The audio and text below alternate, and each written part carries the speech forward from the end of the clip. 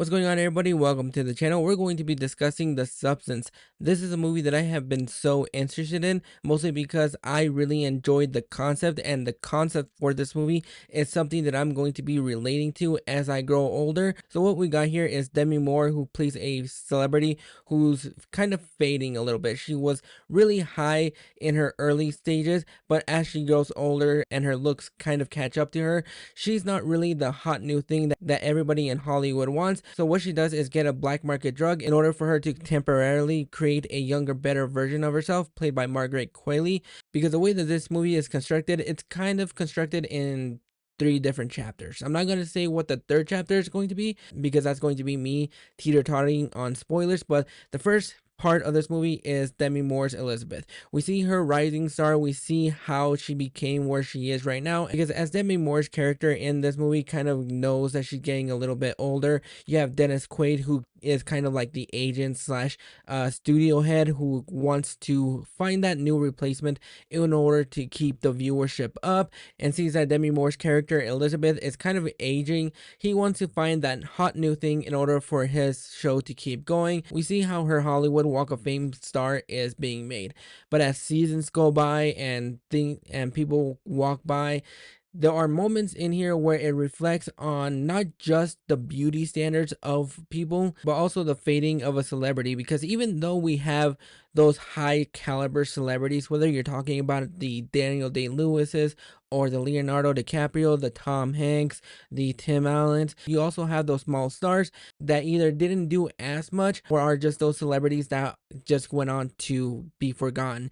And I like the way that this movie was constructed with that in mind. It also is something that is perceiving the beauty standards. The way that we look at ourselves in the mirror is something that we are all going to be going through at one point or another, whether we like it or not.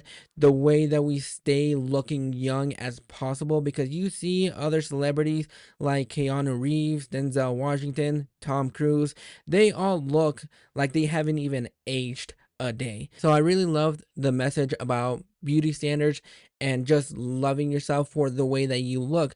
But then once we get into the substance use, and we have Margaret Qualley taking over for half of this movie. The way that this substance works is Demi Moore's character has to take this substance every 7 days.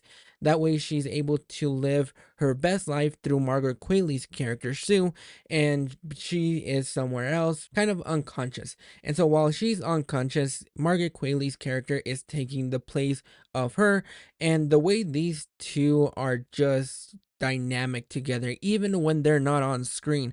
I love the duality between these two, because when Demi Moore's character is struggling to keep her job in order for her to keep going in this job that she loves, you also have Margaret Qualley. She's taking Elizabeth's spot on the show and being the hot new thing.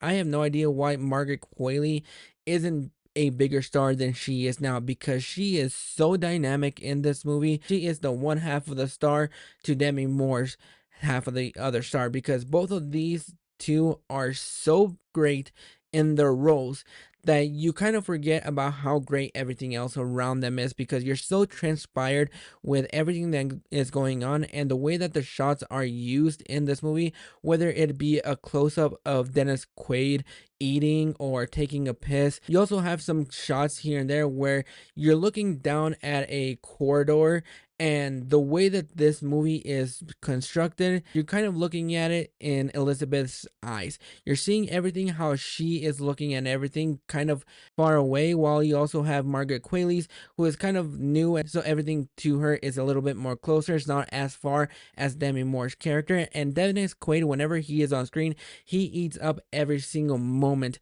of screen time, because he is just a small supporting role, but every time that he's on screen, he makes use of that performance and how cartoony he kind of takes that role, but also the way that the cinematography. And one of my favorite things about this movie is the way that the shaky cam is used, because when we have shaky cam, it's either used in a very generic way just to shoot some action that is not well choreographed. But the way they use shaky cam in this movie is it really does and heighten the intensity that we have with Elizabeth's character, because a lot of the shaky cam is with her POV. And so we're kind of stepping into her shoes. We kind of are feeling what she is doing. And then we get into that third act where everything starts to go batshit insane. Everything is starting to turn sideways. It's not going the way you expect it to. I really enjoyed and respected the balls that this movie had in order to get to the last half of this movie, because the last 30-40 minutes of this movie are probably going to be some of my favorite moments of the year. It just goes in a really wild direction, and I was eating it up every single moment. If you're somebody that's not a big fan of the body horror, this movie is definitely not going to be for you, because there are so many grossed out moments in here that I just had to walk away, and that some of that is just my personal preferences. I'm not really well with needles, and so whenever somebody is injecting somebody with a needle, that is when I look away and I just can't handle it. There are some moments here and there where I just had to look away because it was just too much for me to handle. And it really is a unique movie, and I really love the fact that this year so far we've had some unique movies, whether you're talking about Strange Darling or Late Night with the Devil. This has been a wonderful year for horror. At least I think there are some misses here and there, but I really enjoy what we have gotten so far.